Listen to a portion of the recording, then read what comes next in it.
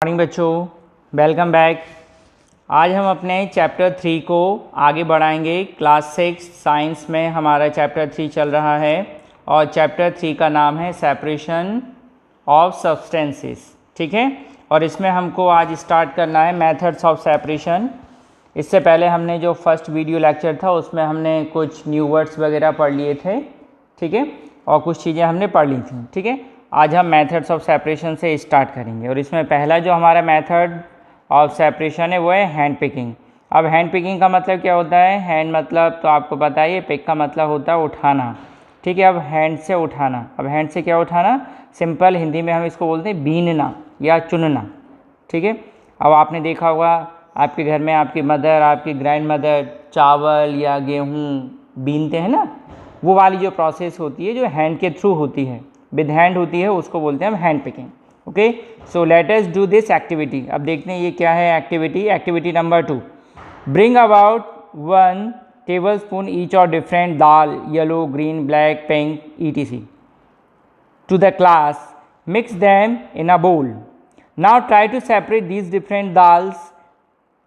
Were you able to separate them? How did you do that? Okay, आपको क्या करना है? डिफरेंट टाइप की दाल ले ली हैं। कौन कौन सी दाल होती हैं?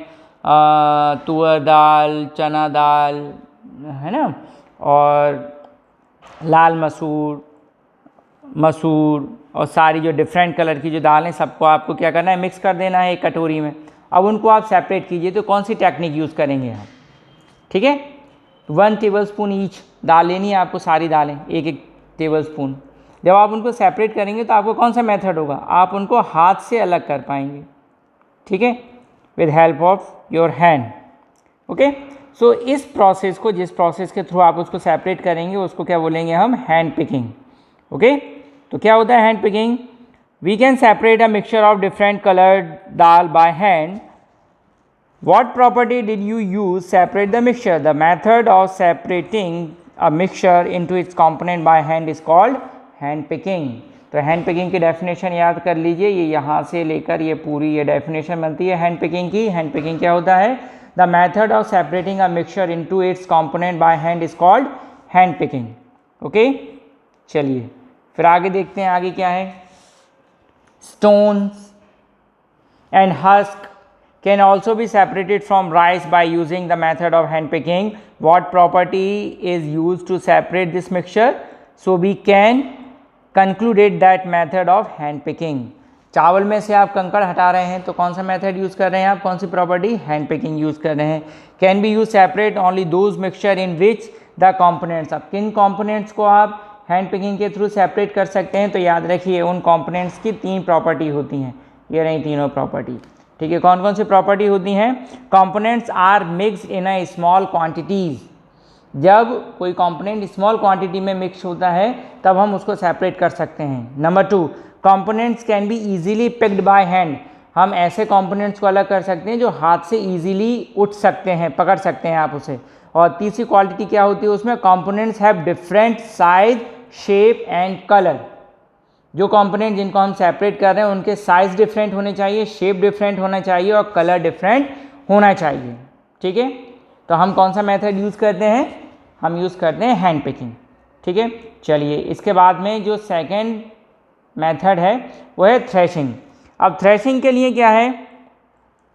ये आप थ्रेश देख रहे हैं, एक बहुत अच्छी नाइस पिक्चर आपकी बुक में बनी हुई है। कौन सा पेज नंबर? Page number 27। आप पेज नंबर 27 पे देख रहे हैं। ये वाली जो मेथड है ये कहाँ पर यूज़ हो रही है? फार्म लैंड में यूज़ हो रही है। बहुत सारे वर्कर्स हैं और ये कुछ स्टॉक्स को लेकर कुछ एक्टिविटी कर रहे हैं। ठीक है, अब ये जो एक्टिविटी कर रहे हैं इस एक्टिविटी को हम क्या बोलेंगे? थ्रेशिंग। ठीक है, तो थ्रेशिंग क्या होती है? When a farmer harvest his wheat और paddy crop he gets a large number of stalk mixed with grains. Many grain seed are attached to the stalk. These grain seed have to be separated from the stalk. In order to separate grain seed from stalk, the stalk were threshed on a wooden board. Machine and bullocks also used to separate the grains. तो threshing क्या हुई? Threshing is the process used to separate green seed from stock is called threshing. Okay.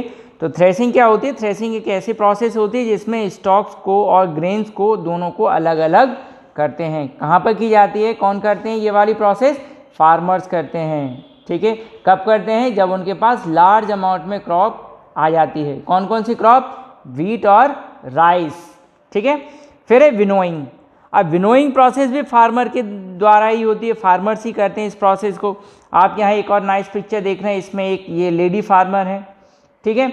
और ये क्या कर रहे हैं? इनके पास कुछ एक बड़ा सा इंस्ट्रूमेंट है जिसमें उन्होंने कुछ ग्रेन्स को स्टोर किया हुआ है। फिर उसको उन्होंने क्या किया? ओवरहेड तक रेज किया हुआ है और वहाँ से फिर ये रिलीज़ कर रहे हैं सीड्स को। जब सीड्स रिलीज़ होंगे तो क्या होगा? जो हैवी सीड्स होंगे या जो हैवी कंटेंट होगा वो तो नीचे आ जाएगा, और जो लाइटर कंपोनेंट होगा वो कहाँ हो जाएगा? वो दूर चला जाएगा, बिलो हो जाएगा, ठीक है। किससे? By wind, help of wind.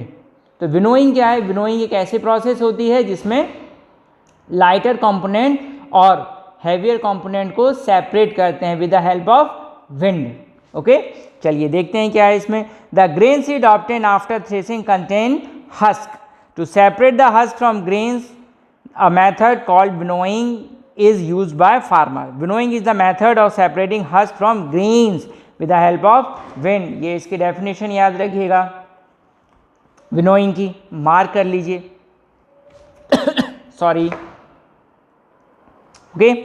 In this method of separation the mixture of grains and husk is taken in a winnowing basket. Okay तो ये क्या है? ये विनोइंग बास्केट है जो ये फार्मर के पास है ना, ये इंस्ट्रूमेंट, इस टूल का नाम क्या है? Winnowing basket. In this method of separation the mixture of grain and husk is taken in a winnowing basket. The farmer stand on a raised platform and hold the winnowing basket at his और हर shoulder height. He or she then tilt the basket, allow the mixture of grain and husk to fall down slowly. Shaking the basket continuously, the lighter husk particles gets carried away by wind, whereas the heavier grain particles fell down vertically on the ground, forming a heap. Okay. Then carry out the following activity, which is used the method of winnowing to separate a mixture of dry and bits of paper. Okay आप ये घर पे भी कर सकते हैं। आपको क्या करना है? Winnowing basket. अब विनोइंग बास्केट से आप कंफ्यूज हो रहे होंगे। विनोइंग बास्केट क्या होता है? सूपा या सूप, ठीक है।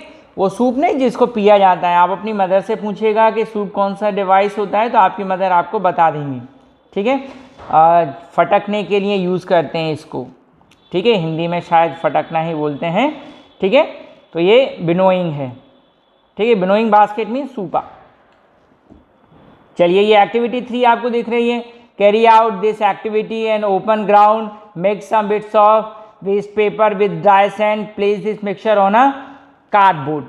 Now stand at the higher level from the ground and allow the mixture to fall down from the height. Keep shaking and cover cardboard continuously. अब आपने क्या किया? आपने कार्डबोर्ड को किसकी जगह यूज़ किया है? विनोइंग बास्केट की जगह। आप विनोइंग बास्केट भी यूज़ कर सकते हैं, लेकिन स्कूल में विनोइंग बास्केट कहाँ मिलेगा? नहीं मिलेगा आपको, ठीक है।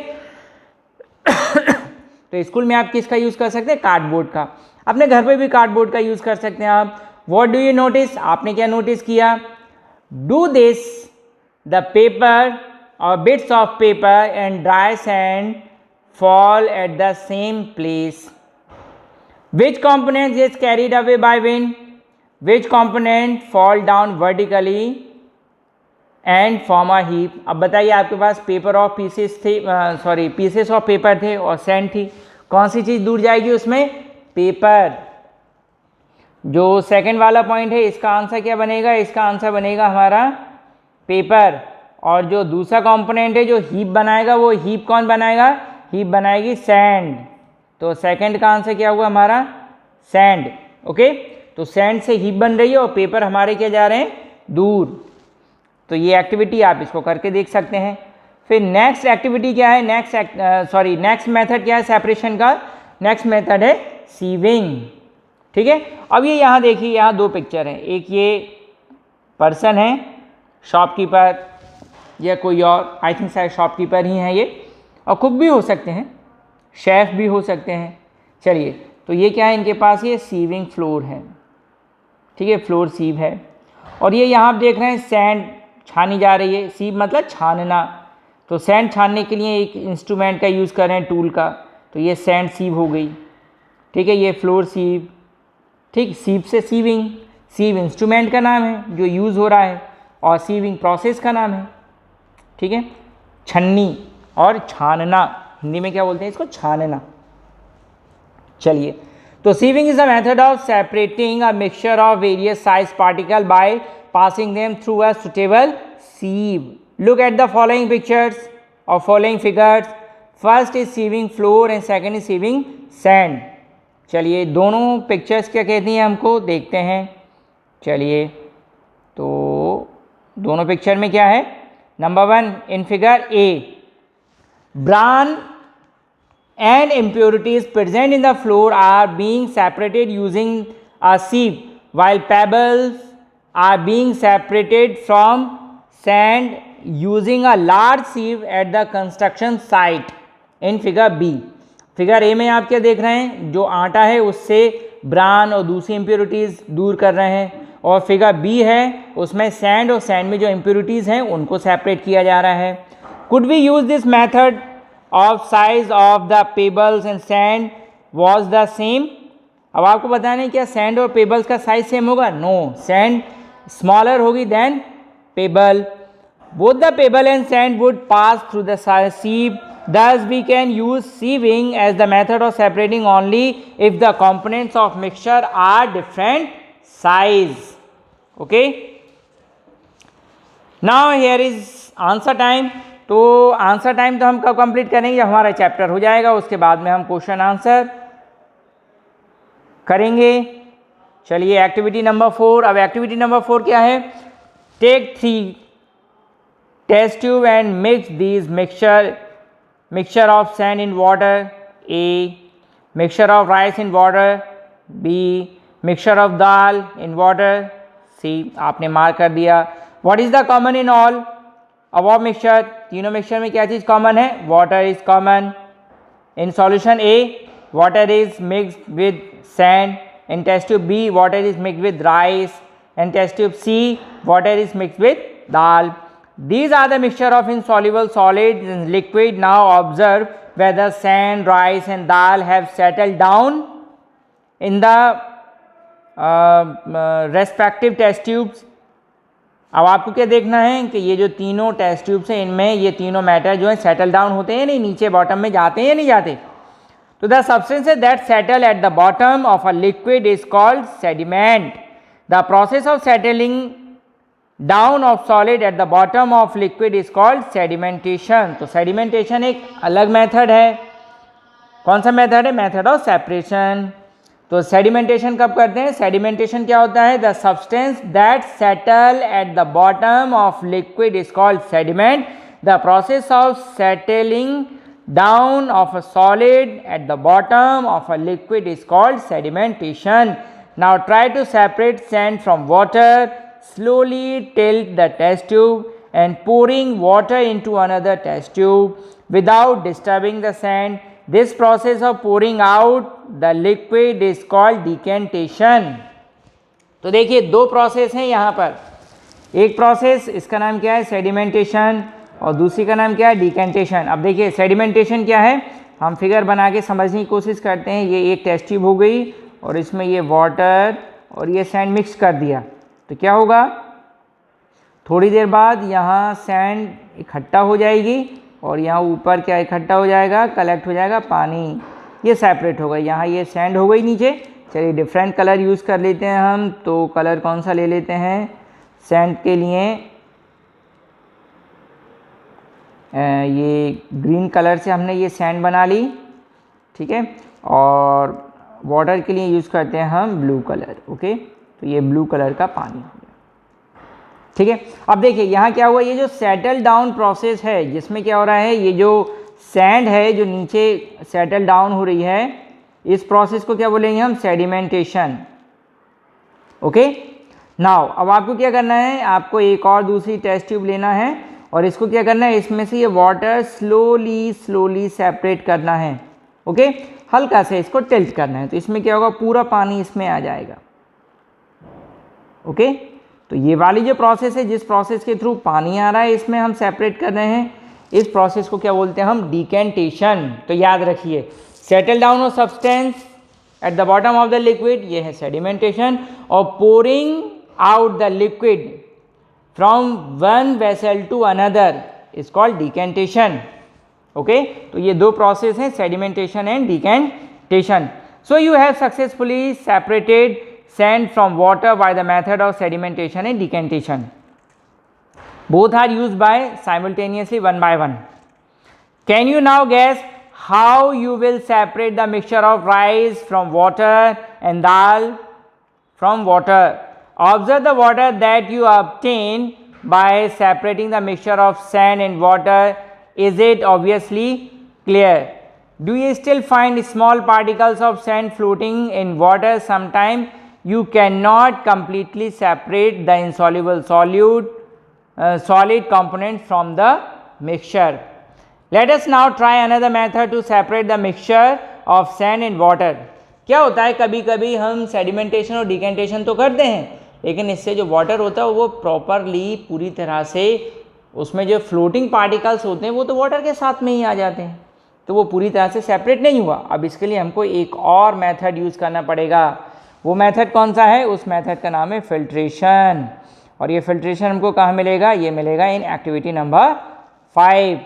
Take a filter paper and place it in a funnel. अब फनल क्या है, देखिए यहाँ आपको एक जो कॉनिकल स्ट्रक्चर दिख रहा है वो फनल है। चलिए मैं आपको ड्रॉ करके बता देता हूँ फनल कैसे दिखता है। तो देखिए फनल कुछ इस टाइप का दिखता है बेटा, ये वाई लाइक स्ट्रक्चर होता है फनल का, ठीक है। और ये जो ग्रीन कलर का मैंने बनाया है डायग्राम, ये फनल का स्ट्रक्चर है, ठीक है, कुछ ऐसा दिखता है। लैब में रखा हुआ है, बहुत सारे फनल्स रखे हैं लैब में, ठीक है।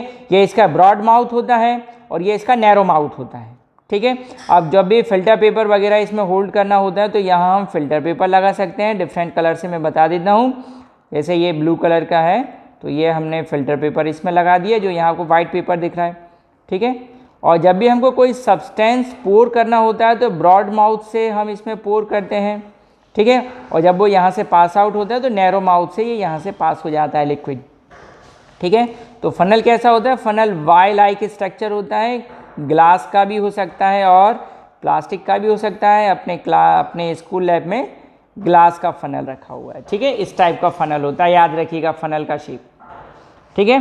तो आपको क्या करना है, take a filter paper and place it in a funnel after making its cone. Set up the apparatus as shown in a figure. Pour the mixture containing sand and water over the filter paper using the glass rod. Glass rod का use करना है आपको। What do you observe? What is left in the filter paper? What pass through the filter paper and collects in the test tube? Have you now been able to separate the mixture sand and water? Caution.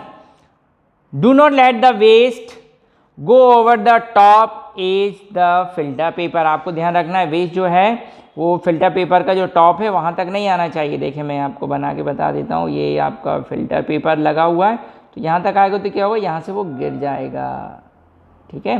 इसलिए आपको यहीं रखना है under the brim, ठीक है। चलिए, this method of separating sand and water using filter paper is called filtration. Okay, so filtration की definition क्या हो गई, filtration is the method of separating using filter paper. Okay, filtration is a method of separating insoluble solid components from a liquid by passing them through a filter. The substance that remain in the filter is called residue. The substance that flow through the filter paper is called the filtrate. Okay, समझ गए। चलिए अब देखते हैं, हम इसको diagram बना के देखते हैं हमने क्या समझा। देखिए क्या है, जैसे ये हमारा फिल्टर पेपर हो गया, इसको हमने फनल में अरेंज करा हुआ है और यहाँ हमने एक और इंस्ट्रूमेंट रखा है बीकर, ठीक है। और ये स्टैंड है, इस स्टैंड में हमने इसको यहाँ होल्ड किया हुआ है बीकर को, ठीक है, और ये यहाँ स्टैंड से हमने ये फनल को भी होल्ड किया है। ठीक है, अब देखिए हो क्या रहा है, अरे सॉरी बेटा, डायग्राम इरेज हो गया। चलिए ठीक है, अब होगा क्या,